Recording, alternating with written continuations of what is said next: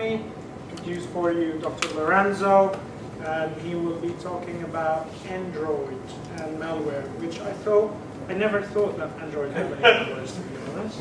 That's what Google said. But, so I'll leave the floor for him. Hi. Thank you very much for the kind introduction. Thank you actually to the ISG Alumni Association to have me over, and Expedia also to host and for the booths and everything. So I'll try to play cool like Kenny.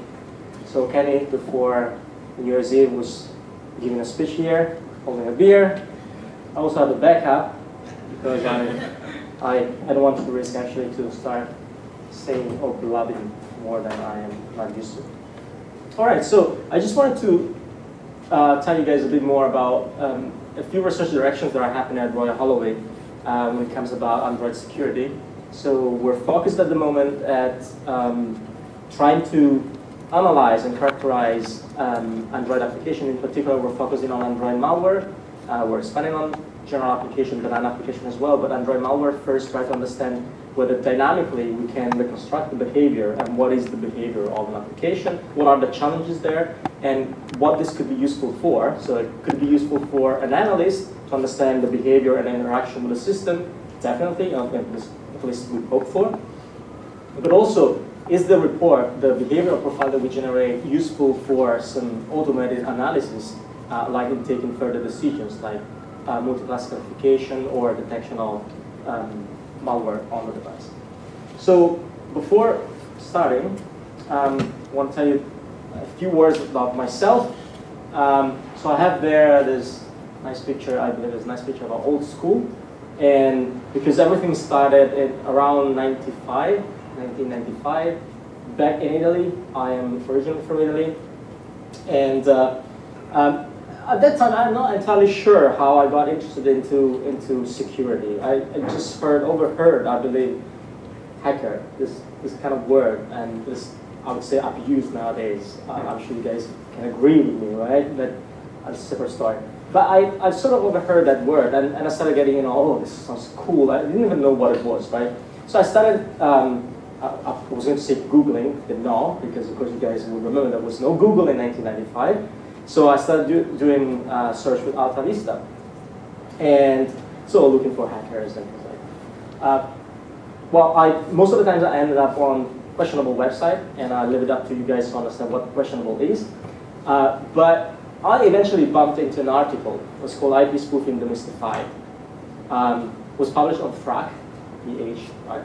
An electronic scene, and written by Mike Schiffman, who was known as Root 9, I believe, Root Demon 9 from InfoSec.com. InfoSec.com. And Infonexus, okay, sorry, just memory. So I read the article, and I really didn't understand anything. The English was not really the problem back then, although it was less fluent. But really, I didn't understand what the article was about. But eventually, so Mike referenced the book, TCP/IP Illustrated Volume 1 by W. Richard Stevens, and this is why everything started, basically. So I read the book, I was so into it. It was just a revelation for me. I understood that everything, what was everything about the spoofing demystified. There was source code there, and then from there on, I started reading Smashing the Stack for Fun and Profit, which opened up another can, wonderful can for me. And it was this journey, it never stopped, basically, since then. Now, it was more interesting because I thought I was alone. I'm sure you guys, a lot of you guys that are watching or have already watched Mr. Robot. Okay, so that's a bit, questionable whether we are all sociopathic or psychotic, but probably not, hopefully not. But I thought that I was alone, right? Sharing these kind of interests. We're talking about 1995, so internet was not really there, especially in Italy, we were really behind. But eventually I found out there were people like me with the same interest. And these are the two guys, two groups that I want to sort of thank. SoftPJ was mostly an Italian movement, and Anti-Fraud Research was more international. Because those are the guys in the underground economy, sorry, it's a different word, the underground research that really helped me understand a lot more about security back then. Also, I realized that it wouldn't have hurt having a more formal education, so I did the usual pedigree. So BSc and MSc. Well, at that time we didn't have the split BSc MSc in Italy. It was a 5-year degree program. It was comparable to having a combined BSc and 2 years MSc together. Computer science. PhD in computer science with specialization in computer security. Then during my PhD, I went abroad, and I had a chance, so I was very fortunate to have a chance to work with very good people. So I started during the PhD, spending a couple of years at Stony Brook University, working with Professor Sekar on system security related matters. So I really was into memory corruption attacks and things like anomaly detection. Then I worked for a couple of years as a postdoc with Krugel and Vinya, and that was the period where I sort of started getting interested into malicious software. I focused mostly on .NET at that time, but I started reading a lot about and doing research a lot on other malware-related threats. And that was in Santa Barbara. It's very hard to do research because it's a beautiful place, but I had to sort of try to. And then I spent another couple of years as a postdoc in Amsterdam, and I had a chance to work with Tannenbaum, which was a very great honor for me, because I studied on his book, basically. And at that time, I sort of worked a bit more on operating system dependability on Linux. That's more like, his baby. But I tried always to keep in sync with system security matters with other professors. So now I'm a senior lecturer at Royal Holloway that I joined in 2012. This is, of course, you guys, this is more like a generic introduction, so I know that you guys are all from there. So yeah, they're sort of related to Royal Holloway, so this picture is not new. But do you know who these guys are? This is the choir, but it's the most badass pictures that we have out there, so I cannot keep on using it because it's really interesting. So the guy is really interesting. Anyway, so this is the choir, Royal Holloway choir. I skipped the story about Royal Holloway, but I'm actually quite happy. So I started in 2012, and in September, so I was lucky to get a few research grants, and this is what so I'm a system security guy, which means that I need to build systems to secure or to analyze the security of systems. And that requires to have people, right? Because it's a long wolf, it's a long story, so you cannot scale up. So I'm actually quite happy that this happened in September 2014, where I officially opened the System Security Research Lab, which has a virtual presence, but also a very small room. There's a physical presence at Royal Holloway, third floor. But it's quite nice. So there are 4 postdocs and 8 PhD students that are working on system security aspects. So we're doing botnet analysis, Android security, automatic exploit generation for heap vulnerabilities, and so forth and so on. The bottom line is that we always focus on system security research, trying to look at the problem from a program analysis perspective and machine learning, and try to use the two to build on the two to actually provide solutions. Ultimately, what we'd like to have is something practical that we can offer as a service at the community, or people could start using it. It's a long way, but we're working on it. So enough about this stuff. So why Android? Android, well, this is a quite dated headline, but it's still important because it's clear that we have more than 1 billion device activations nowadays, and this is where also attracted the interest of the bad guys, because basically we do everything with our smartphones. So we do online transactions, we book flights, trips, and so forth and so on. Of course, there is a very interesting business model behind that, because it allows everyone basically to try to get famous, try to have an app up there, to have a sort of monetization quite easily. But it's no longer a sci-fi methods that we have privacy breaches or monetization through premium SMS and things like that. Sensitive information are stolen from mobile devices, because basically even if we don't really think about it, they are just as powerful as your computer that they're using, more or less. But the difference is that there's really a lot of sensitive information that goes on the device. So this is a picture that, of course, these are numbers. You can always consider these numbers with a pinch of salt. These numbers are reported by McAfee, and it's a breakdown up until the third quarter of 2015 on the numbers and unique numbers on new mobile malware and total mobile malware. Okay, so different vendors might provide different numbers, but the order of magnitude is actually the same. Also because people, the industry shares a lot of sections, a lot of intelligence actually, because they're all fighting the same enemy. So the situation is a bit better than traditional desktop malware. We're counting hundreds of millions of different MD5s of different malware, not as many threats, but different malware. So numbers are still much better, but we're starting to see actually that we're getting, in the short term, we're getting hitting very nice, very interesting numbers. And so it becomes important to try to understand, okay, can we tackle the problem perhaps in a way a bit different from what the AV community had been doing so far, so rely on signatures. Because there's a lot of discussion about behavioral detection. Of course, in the AV industry now, they're not just doing signature detection, they're doing behavioral detection, but it's a little bit more complex than that. There is a lot of IP replication that goes on. But basically, the idea is, can we learn from the past and try to maybe adapt the techniques that we've developed so far on the mobile environment? Is it the same? So the question that we started asking ourselves, is this environment a new environment and we have to develop completely new techniques? Or can we sort of build on what we have learned in the past? Because this is also research, like building on others' results and maybe adapting to the new environment, to the new ecosystem. So that was not entirely clear. Now, if you think about it, Android is a Linux kernel, like it's the modified Linux kernel, right? So in principle, you might just think about, well, it's a modified Linux kernel, but it follows the same POSIX interface. So things that have been developed in the past to do behavioral analysis might actually be working here.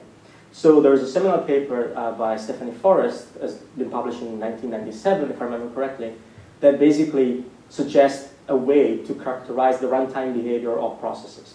And it's basically about just looking, trying to characterize and model the sequence of system calls that a process executes.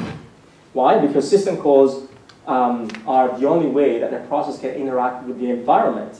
The environment means the external world, but also the operating system itself. Think about it. If you have to create a file, you have to go to the operating system. If you want to create a process, you have to go to the operating system. If you want to communicate over the network, you have to go through the operating system. So this has been shown like a very effective way to characterize the behavior of the runtime behavior of processes.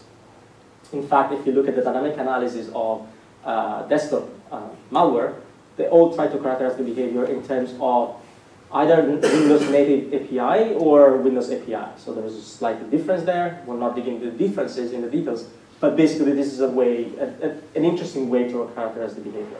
Now, on top of that, people have extended and enriched the profiles by adding and trying to model, perhaps with statistical model, the arguments of the system calls, maybe enriching, again, the information using call stack analysis and things like that. But basically, this is a nice way to actually understand what's going on if you dynamically execute the process.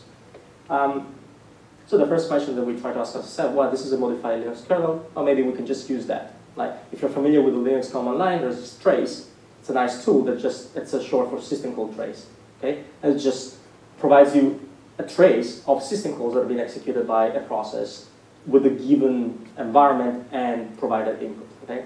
So we're talking about dynamic analysis. So there are always issues with dynamic analysis because it's incomplete and it provides an under-approximation of the behavior. What it means is, it's because you only observe one execution slice, and that depends on the input that you provide to the application. Unless you have a more mature way to systematically explore other execution paths, then you only see one side of the coin, right?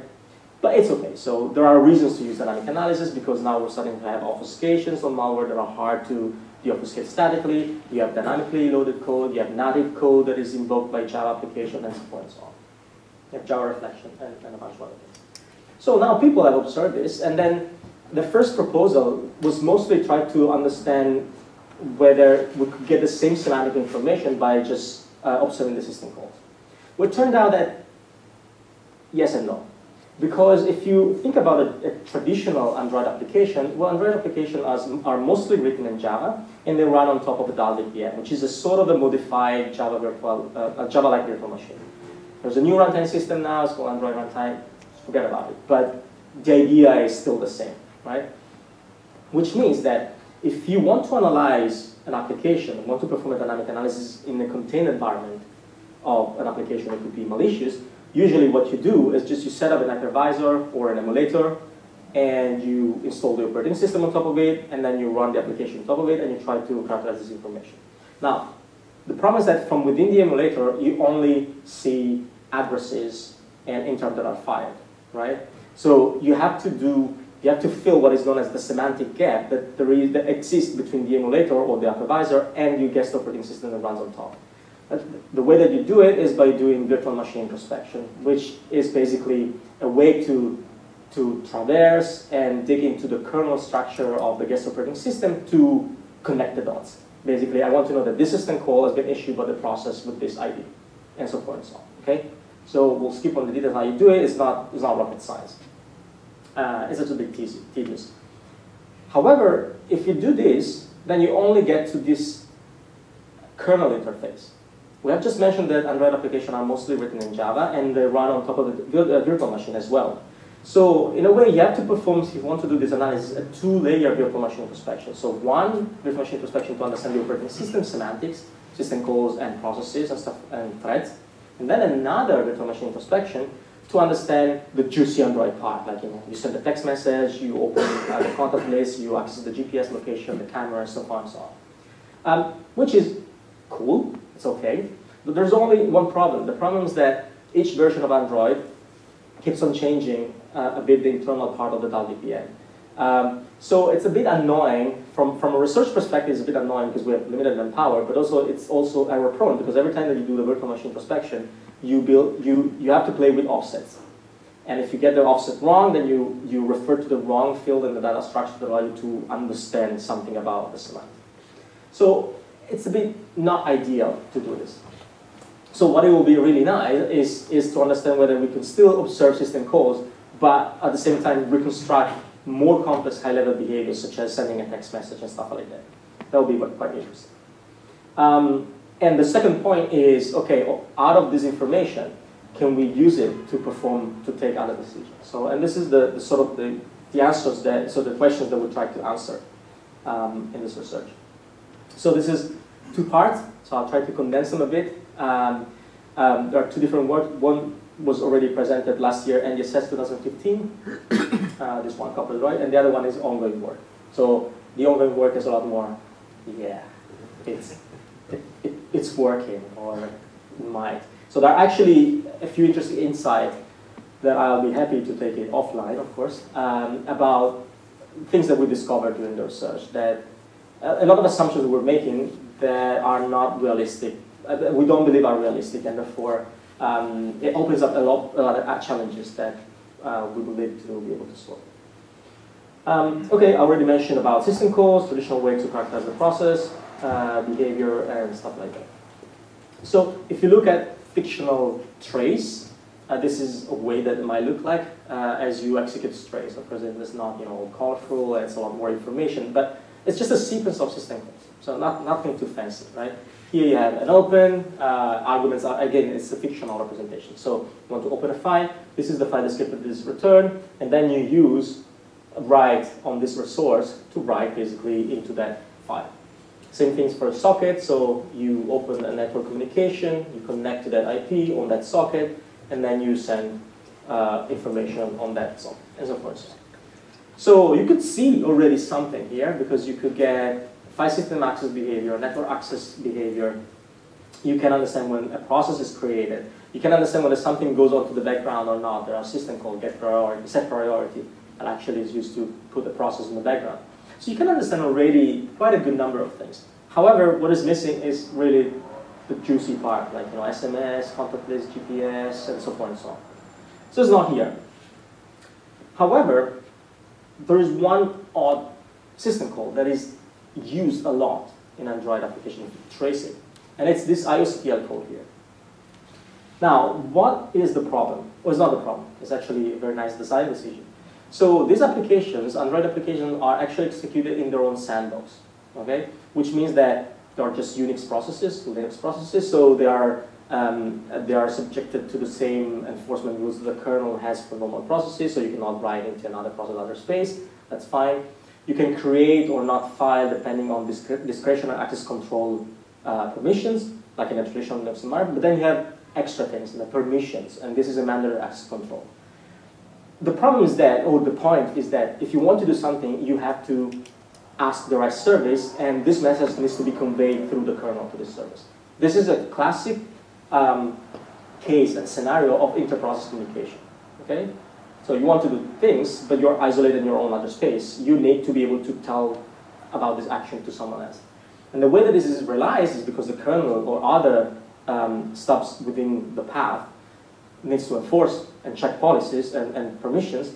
So this happens through system calls. Okay? Actually, not system calls, but system call. Only one system call. And it's more like the Lord of the Rings, right? You know, one ring to rule them all. This is one system call to rule them all, because the whole inter-process communication in an Android system happens through the ISG call, which basically implement what is known binder, which is a fast and efficient inter-process communication. So all the classic inter-process communication has been removed from the kernel, and these applications rely heavily on binder, which in a nutshell, it's very simple as much as having a virtual device /dev/binder. You open this virtual device and you issue ISG calls on this device. And you have to provide the right message, and the message is sent to the right destination, a service, and there's a check of permission. If you're granted, then you're good to go. I'll get back to the AADL in a second. Just forget about this. Okay? But basically, if you're used to understand a bit of remote procedure call, this happens when you want to invoke a method in another process over space. You need to understand the signature of the method that you want to invoke. Otherwise, you don't know what type to pass, what arguments, and what type in what order. So this is the interface description language provides this information, the signature, the prototype of the function that you want to invoke. It's called A for Android interface description language. Okay? So any method that is exported by services that can be used in this IPC mechanism has an associated AADL file that provides you the name of the service, the method, types, and items. So if you want to understand a bit slightly better what happens when you send an application, when you have a traditional, this is a very simple example of SMS text message, which is very simple. But in practice, you get a handle to the SMS service if there is one running on the system, and then you invoke a procedure on that handle. Okay? SMS.send text message. This is the source number, destination number, source number is null, message hi there. This is an object that represents a pending intent, which is a notification that the system will send you once an action happens. In this case, once the message, for that argument, once the message is actually sent out, you get a notification from the system. And this is, I believe, for delivery, if I remember correctly. But anyway, so from a high-level perspective, very simple. So three lines of code. Now, if you start unrolling this, what happens a bit down the line in the framework? Well, you have a few. So this is a call that actually tries to locate the ISMS service that runs on the system. And although it's not depicted here, to understand this, because you have to query the system, which means you have to query the kernel, this already corresponds to a binder and therefore an ISG call that I haven't depicted here for simplicity. But it's already there. And we get it, because if you are able to understand what is encapsulated in this ISG call, then you're good to go. And you keep on doing this until you get to a point where the data needs to be sent to another process over space. Now, if you haven't done this, you know that before you want to send complex data type, you have to serialize them. Otherwise, this complex data type might be embedding some pointers, some addresses that only make sense in your address space. You send addresses in the other process address space, they don't make sense. So you have to marshal or serialize everything together so that you have a complete blob of data you send over. In Android terminology, this is known as a parcel. It's nice. So you have a parcel with everything there, and you send it off. And to send it off is actually this call here, down here, that creates a binder transaction. And if you look at a trace output, this is where you see actually the ISG call. So now the interesting part, and if you sit there and you monitor system calls, well, you actually see everything. So you see operating system interaction, and also you do see this juicy Android stuff. Now, the problem is that you do see this, right? So looks cool, but not too interesting. So you would really like to see something like this. So you really like to understand the semantic. And it's quite interesting, because at the very beginning we thought that to have a behavior like that, you would have to observe a number of system calls, not just one. This is still the case if you monitor the ISMS service, because that interface with the device, in the end, and you see a number of system calls. But if you are within the application, you only see one system call. So this is what you like to have. So first step is quite easy. As I mentioned, we already identified two different types of behavior. When we adopt low-level operating system, how did I adapt it? So low-level operating system semantics, which is create a file, a process, so everything that can be expressed by plain system calls.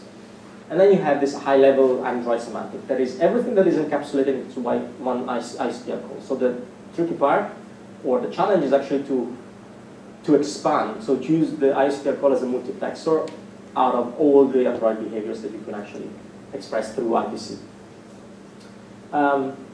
We'll probably skip on this. This is a bit of details on how we do it, how we do everything. But it's quite simple. So we just took the Android emulator, which is built on top of QEMU, which is a CPU emulator. And we modified, so there have been a few different designs and a few different trials. So the first design that we had was more like, oh, we have this idea, let's try it out, and let's hack some code together. And it worked, but it turned out to be interesting as a design, we thought, but very bad at the end of the day, because we were relying on, so QEMU, the latest version of QEMU, embed a GDB server that allows you to do remote debugging session. And we were actually piggybacking on top of that to instrument the application and trap before the application execute a system call and after the system call is executed, because you want to collect arguments before and return values afterwards, okay? Or the ability to tamper with the data if you want to. To do that, we had to do it on top of the RSP, which is the remote serial protocol that the GDB speaks. Remote serial protocol, no, sorry, I should have put emphasis on serial and not remote, so it's a serial protocol, which is 1 byte at a time. So if you have to read gazillions of data, and this is what we want to do, it takes forever. So kind of a cool hack at the very beginning, very bad in terms of performances. We had to limit ourselves to monitor only a subset of system calls, and still we weren't able really to analyze many applications because Android is full of timers, and when this fires up, then nothing works anymore. So not very, very good. So we engineered everything, and now everything was actually, so we modified QEMU, and every time they had a new Android version, there's most likely a new Android emulator, which is built on the top of a new version of QEMU, which means that you need to adapt the code. So that's very, very bad, very hackish, and not very good. So this time we tried to do it right. We modified QEMU, but we only enhanced it to support what we adopt as a plugin manager. Okay, so only the code that is that instrument as you enter a system call and before you exit a system call. But this code calls callbacks that are exported by a plugin that is plugged into the system. This is all user space, so the plugin is a shared object. It's not so on Linux. We're porting now on the device, which is quite cool because now you just have to adapt the CopperDroid plugin to run in kernel space. But it's nothing too tricky. So what happens when you have an ISPL call is that you have the call and you have to understand all that interesting stuff. So the beginning is just about parsing a few data structure.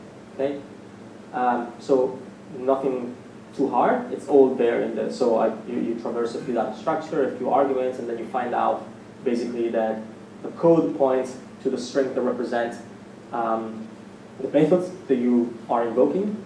Then you have the interface token that represent the service that you are contacting, and then you have all the arguments right up there. Okay.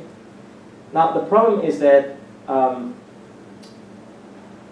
there's a problem here because so it's quite easy actually to understand the service that you want to talk to and the method because it's serialized as string. So there's the length of the string and then UTF-8 encoded character to represent the method name. So very simple. Now you have a problem with arguments because if arguments are basic type or primitive type like strings or integer, then those are encoded in the same way, like the length of the strings and then UTF-8 encoded. Or integer is just 4 byte there. So I don't remember where it's Beginnian or Lithuanian encoding, but it's 4 byte there. The problem is that you have a lot of methods that accept complex Android objects. And those objects are serialized on their own. So a solution here would be to write routine to manually unserialize all the objects.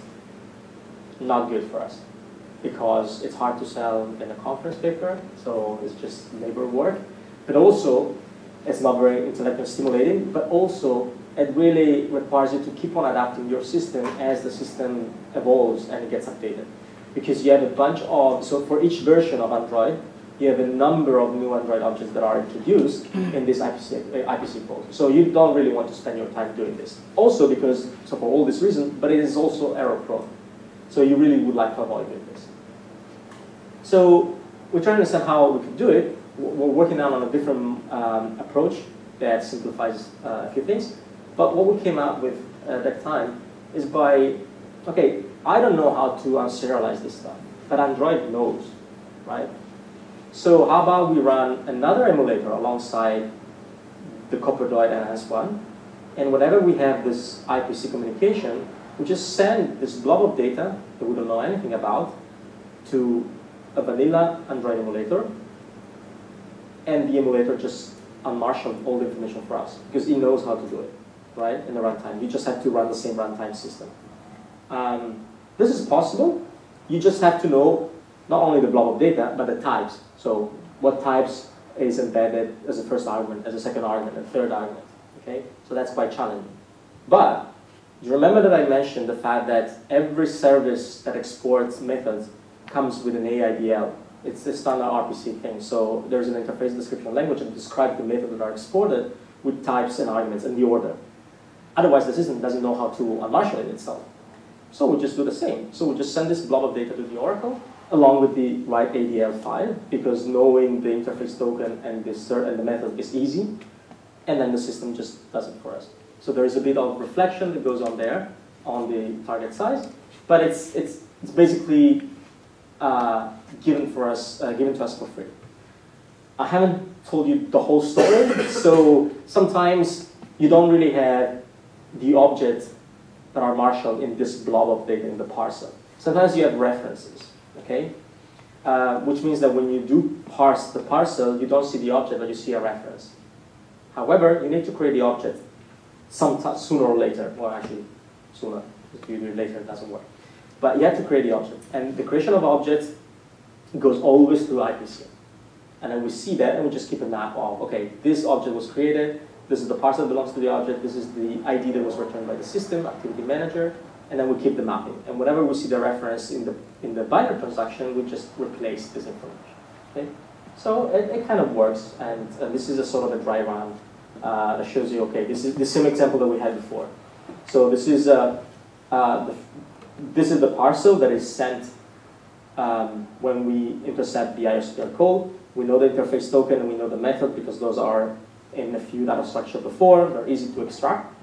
And we know the type to expect here because this comes from the ADL. So string, as you can see here, is a 10, 30-bit number.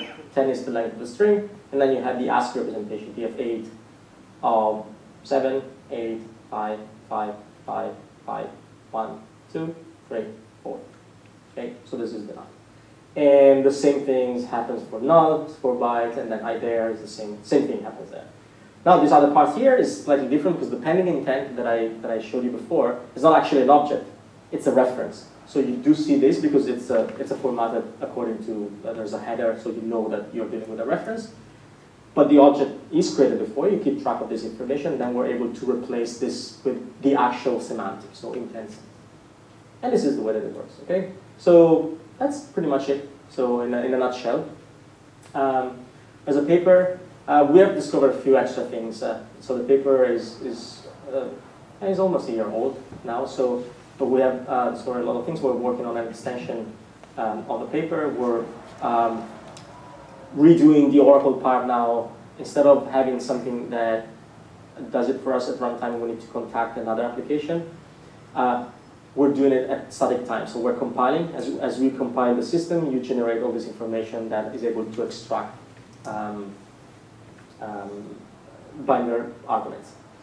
The system is available online at CopperDroid.isg RHU LSE UK, but that is based on the previous version, which is quite unusable.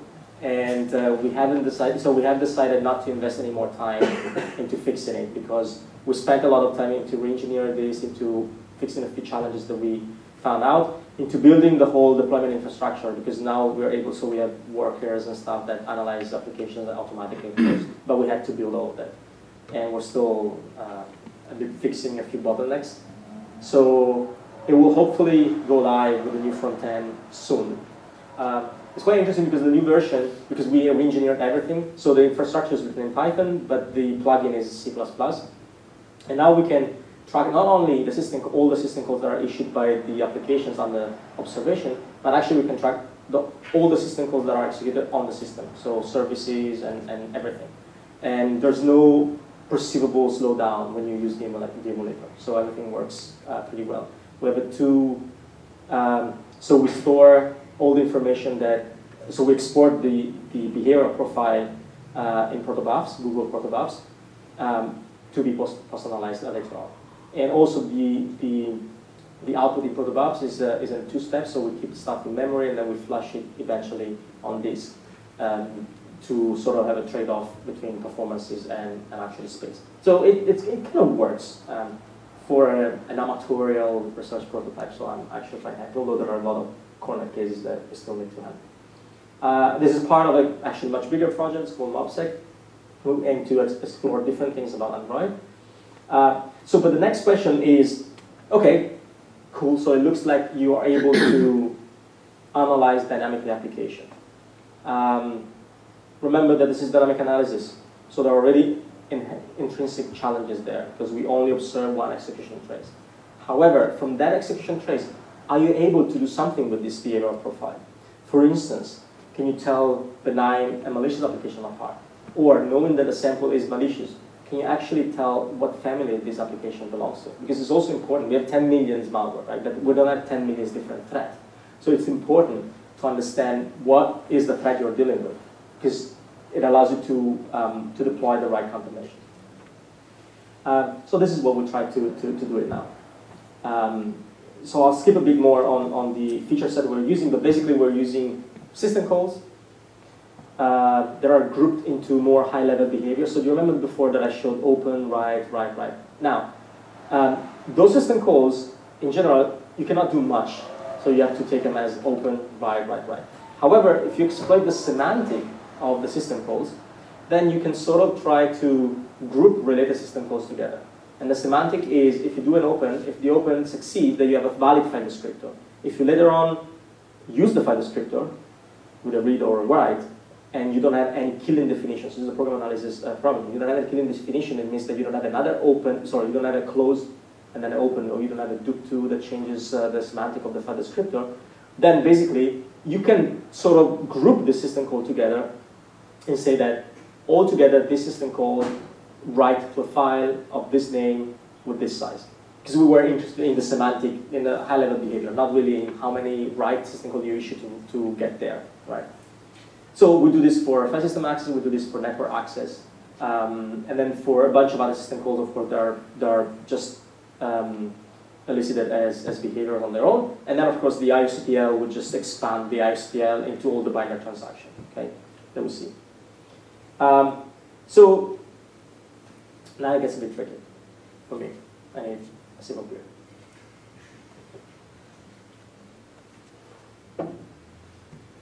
A few words about the data set that we did run our experiment on. It's quite dated. This was provided by NC State, I believe, in 2012, and it's known as the Android Malware Genome Project, and it has about 1,200 samples and divided in 49 families. They come up with the classification by doing manual analysis. Okay, so the ground truth should be all right.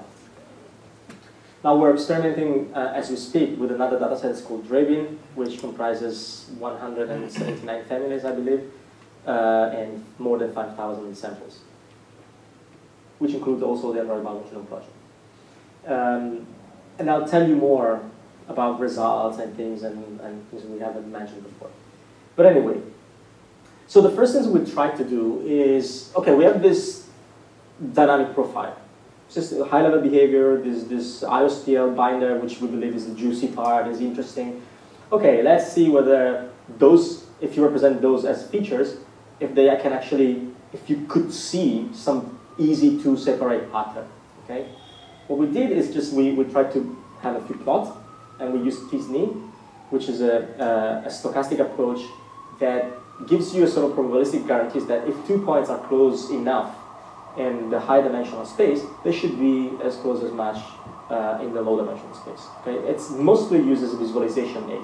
Okay, there's already a bias here that's part of another work that we're doing at the moment because we're trying to provide a statistical evaluation of machine learning tasks. Not all the machine learning tasks possible, but those that can be reduced to computing a distance between one object and a set of objects. So if you can do that, then we're able to provide statistical evaluation. And then what you do with statistical evaluation, we'll talk about it, but you can have thresholds and discard things that are below a certain threshold. We can kick in more powerful machine learning that is more computation intensive. You can do quite interesting things.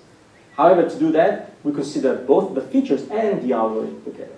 Because if you only consider either, you cannot really draw any conclusion. And this is the first bias part, because now I'm just showing features, okay? But here, what you could observe is that, so here you have every circle represent a sample, and colors represent families, okay?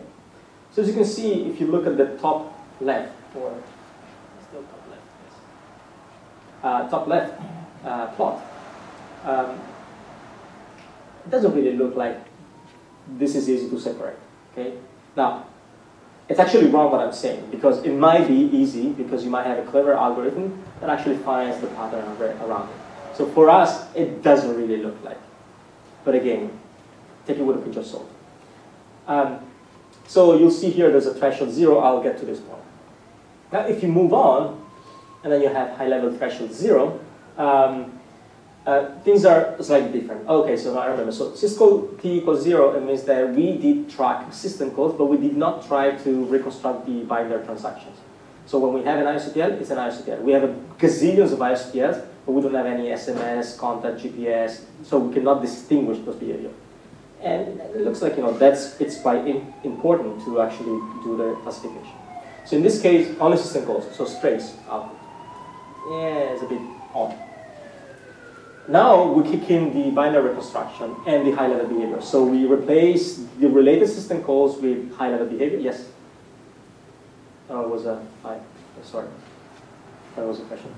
So we replace the related system calls with these high-level behaviors, and also we expand the binary transaction, so the ISTL with the right Android behavior. And things are starting to get a bit more interesting, so it looks like, things are a bit more easy to separate. There's this big blob of information here, and it looks quite odd to us. So we actually had a look at the data and said, well, why we're not able to separate those?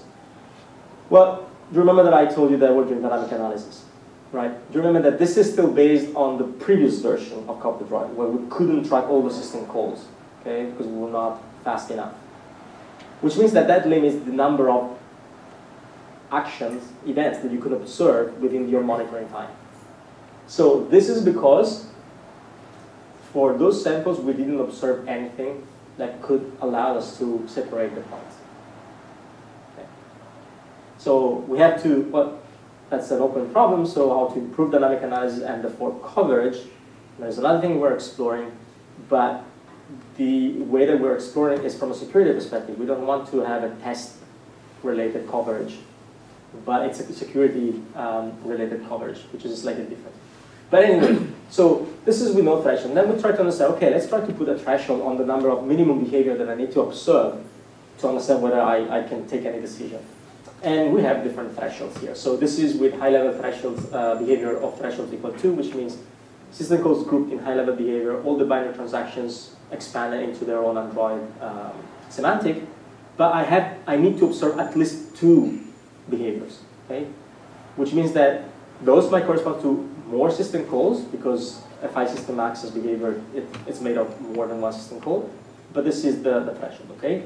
And in this case, things are starting getting a bit better. Then threshold equal 5, threshold equal 10, threshold equal, you cannot see very well, 20. So threshold equal 20 is actually quite nice. So it looks like quite easy to separate, right? And then we did try now, say, it looks like from this feature representation that seems to be quite interesting, while the top left one was unclear, and then we say, okay, let's try with a classifier. So we didn't invest much time into it. There were previous work that showed SVM performing quite well on statically extracted features, and then we decided, okay, let's use SVM and see how it goes. I'll skip on SVM. So this is what we observed in terms of accuracy. So if you only consider system call, so no attempt to group in high-level behaviors, no attempt to expand the binary transaction, you have an accuracy that is around 60%. So not nice, right? This is a multi-class classification problem. So it's not either one or the other. It's 1 out of 49 feminisms in principle. So it's a bit more complicated because you can make many mistakes. This is the bar that we get. So it's like 74, something like that. If you, sorry, I haven't mentioned. So the difference between the C star and the Cis is that the feature vector in the first case is a big vector, in the other case is a frequency-based, a histogram-based vector. Yes, that's the only difference. So very simple approach. We didn't try to build any graph and represent and encode the graph as a feature, okay? Why? Because, again, previous work on statically extracted features did try something as simple as that. And we just wanted to understand whether from a dynamic perspective, you could actually still get enough information that allows you to take decision on this type.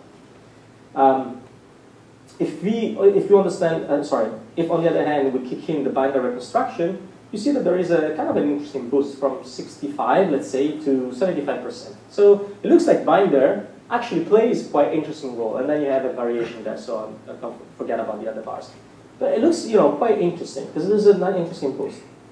However, yes, good. But you remember the thresholds, okay? So how many samples we need to toss out if I consider that behavioral threshold? And this is how it looks like. So if I consider 20 as a minimum number of behaviors that I need to observe, then I basically toss out more than half of my original data set, which is not super exciting. It's the same problem. If you have a sparse data set and you have a few points, it's hard to train and then generalize from that point. So now we're trying to experiment with logging and bootstrap, but it's ongoing. So we decided, okay, so this is an open problem, but let's try to sort of go in between. So let's try to toss out less sample and maybe lower the initial accuracy. However, let's try to understand how good is our accuracy. Sorry, how good is or how bad is our classification. And in the case where we are quite bad, well, let's try to use another classification algorithm that provides us maybe something more to play with. And I'll tell you in a second what is this something more to play with. So we decided to go, I believe, around 10 as a threshold, so that we retain 70% of samples. So it's still not ideal in this case. Now we're doing much better now. I'll tell you why. But in this case, it's sort of, a good trade-off. I mean, we consider it to be a good trade. So I will not dig into this one, but basically, what we're doing now is compute distances between all the pairwise in our data set. And out of these distances, we compute p-values. Okay. Now the idea is that if you have, on the average, a good p-value for a class, then it means that you could trust your classification. Sorry, I haven't mentioned the fact that the p-value and the distances are built on top of a matrix that's called non-conformity measure that actually relies, or in our case, embeds SVM. So we're doing classification with SVM, but we use SVM to provide this distance. So in fact, we're using the distances from the hyperplane in the SVM to actually understand how far you are from an object or a set of objects. Then you build p-values, and therefore you sort of understand, on average, how good you are from a statistical perspective when you're doing classification for that class, for that class, for the other class, and for the other class. Okay? Now, for classifications that are below a specific quality threshold, then you cannot really trust the SVM because it's a classification problem, so the SVM needs to pick up a class anyway.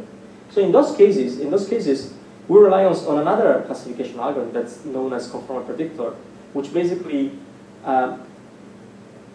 gives you a prediction set for any fixed confidence level that you want to obtain.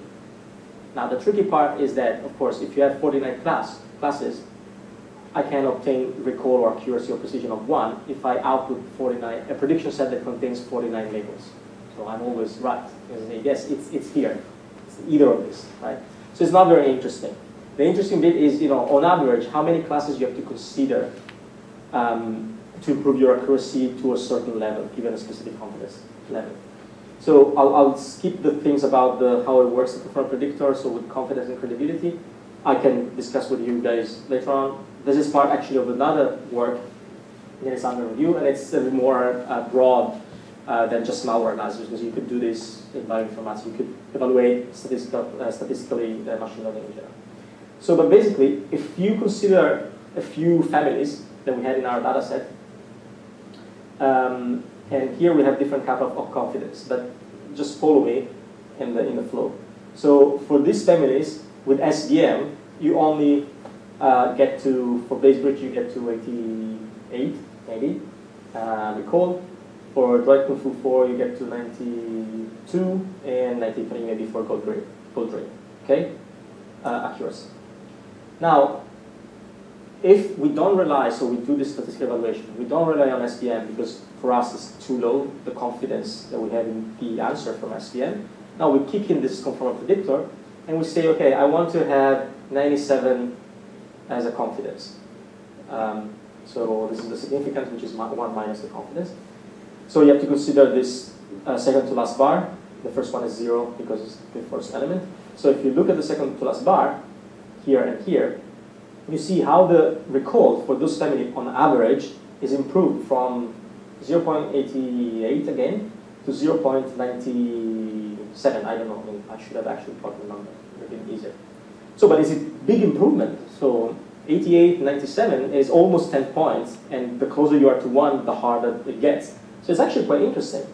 And similar reasoning can be done for the other classes. And if you look at how many classes on average you had to consider in those cases, well, on average, you have to consider less than 2 classes. Because you have to look at the second to last part in the prediction set.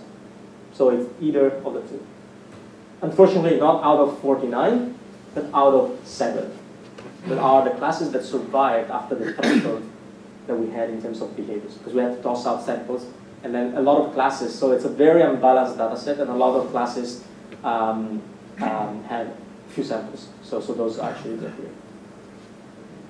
Was a question? Did you use energy consumption? Because our first UK is Presto, the actual prosecution is spent with electricity. And I've always considered the fact that if you're doing work, you're using electricity, you're using energy. I'm sure that actually is the case now. Absolutely. We haven't done it because this doesn't run on the device. So this is something that you do in the cloud or in the backend system, right? So you could see this also as... You say that was monitoring for its BSD kernel devices always improves that. But it's already there in the Apple. Yeah, I'm not sure in Android how it works. I'm not entirely sure. But no, it's a good observation. So in fact, there is an interesting... so Qualcomm quite recently released the product. I remember the name is Qualcomm Snapdragon Protector, something like this. The problem would be if you detect something activate from the intersector, using Sure. But there are all different use cases. So usually what Qualcomm is doing now is so they're training their model on the backend system, and then they push the trained models onto the devices. And the devices will be modified so that they collect some event and then build at runtime the feature vector. That they regularly, I don't know what frequency, they test against the trained model. So this is actually quite interesting because you might have not hit at the very beginning because you're building the feature vector to be interesting, but then eventually if you're dealing with something that's malicious, then you should get a hit quite soon. The problem is you're running this on a real device, so the stimulation is real. There's a human being that uses the application.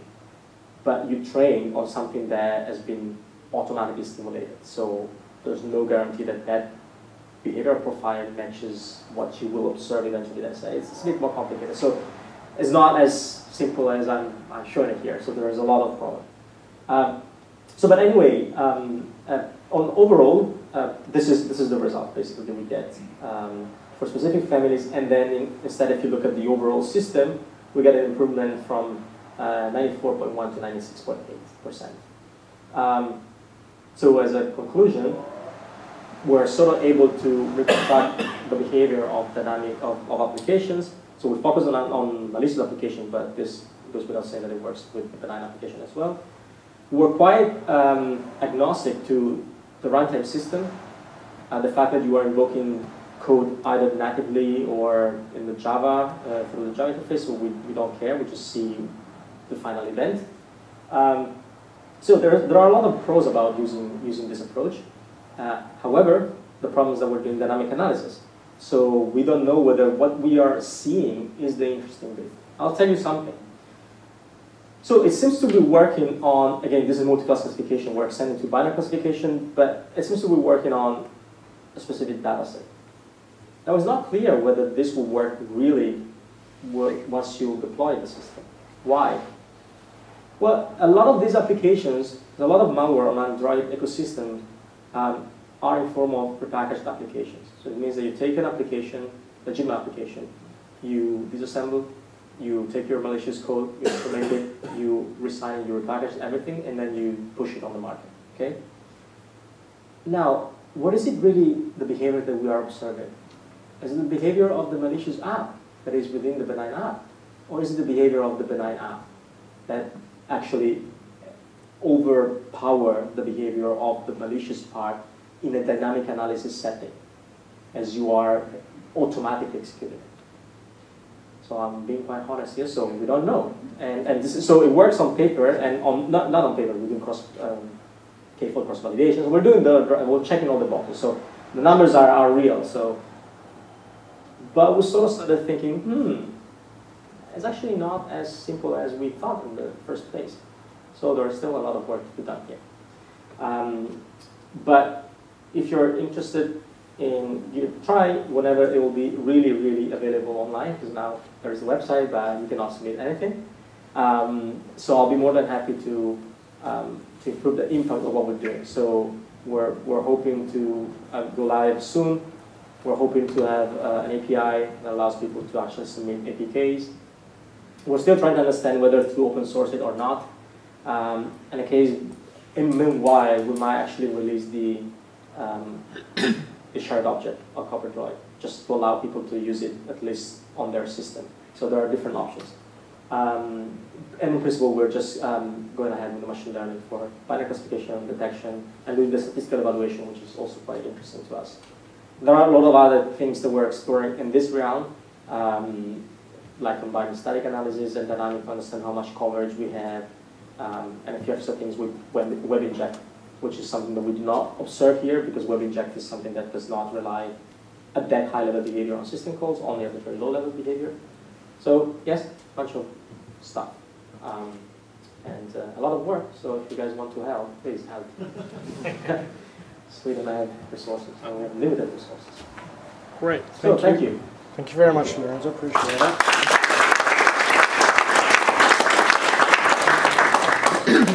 Questions? I'm not sure if this is a sensible question or not, but go ahead. So presumably you could actually profile something that you know is a golden application, a legitimate application from an app store, and compare it with one which has been infiltrated with malicious code, and then that would be the benefit, really. Yeah. So we're reasoning on this part now. It's not always that straightforward to get the original app that was repackaged with. Because it depends also on versions, and usually you get the latest version. It's quite hard to get the previous version of the app from the store. So it's not. I mean, it doesn't. It's not rocket science. I mean, it's like, well, you have this repackage, you have this normal. Okay, compute the diff. Like this is the aim. I mean, ideally, what you want to really do is having a content flow graph, the equivalent of a content flow graph of the apps, and understanding with our dynamic execution. If you want to lay over there, what are the nodes and the edges that you hit, and where are the other parts of the graph that are being unexplored? And you should try to ask yourself, is there something interesting in that part? And there's something interesting, of course, is an open question, but it could be anything that uses binder, it could be anything that uses dynamic loaded code, it could be anything that uses Java reflection, it could be anything that uses native code. So those are all interesting stuff, right? But it's not as simple as, I mean, in principle, this is the way to do it, and in practice, we're having a bit of trouble. If it was ever to be turned into a service, just imagine, then you move up the value chain. You wouldn't do it device by device or anything. It would be a service at the back end of an app store or something like that. So there are different use cases here. So one, I mean, in principle, if this could actually go alongside Bouncer, yeah, I'd be super happy, right? Bouncer is just doing dynamic analysis. We don't really know. I mean, a few people fingerprinted the environment. It was QEMU. I mean, of course, the emulator is Android is QEMU based. We don't really know how they actually reconstruct the behavior profile. They might just code everything all the time. I have no idea. Okay, so this could be probably something interesting to run alongside because we do see the same dynamic behavior, but it's a bit more agnostic to all these changes in the system. So in fact, it works across KitKat, Lollipop, and we're trying now Marshmallow. But the only thing that we had to, so most of the code is automatically generated, starting from stubs. The only change that we had to do from, I believe, Jelly Bean and KitKat, it was something surprising. So I thought that we would have never had to change that, but it's an offset for the virtual machine introspection. So they changed the offset within the task struct within the Linux kernel that allows us to associate threads and so to retrieve the information about the thread ID. I thought that would have never changed because also that part is used by the scheduler. So there's a lot of assembly code that modifies this with fixed offset. So this is unlikely to change, but they changed that. So that's the only part that we had to modify. We have a configuration file, and all the rest is automatically generated. So we don't really have to do it. So we spent a bit of time in engineering in this part. Great, thanks. David, you mentioned Java, which is obviously subject to a lawsuit where I think it's $1 billion sum of payment of the payment from Google. Are there licensing issues that you have to come across? It's a good question to ask to an academic that comes from the underground.